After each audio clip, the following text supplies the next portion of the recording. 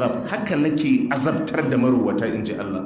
Wala azabul akhirati akbar. Allah ce to na lahira shine babba. Law kanu ya alamun da sun sani. Shi Allah akan rowa kawai karka cuci kowa, nakan ka hana zai hana ka jin dadin naka.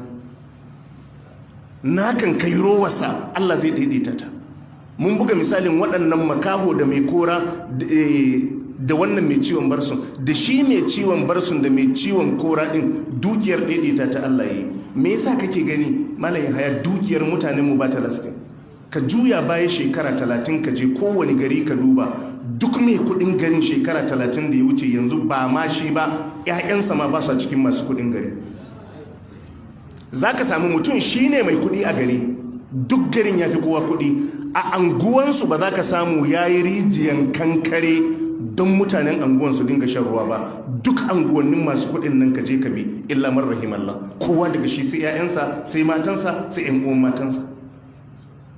Yau bayan mutuwarsa a anguwan ba abinda za ka je ka gani wadda ya yi don mutanen anguwansu ba.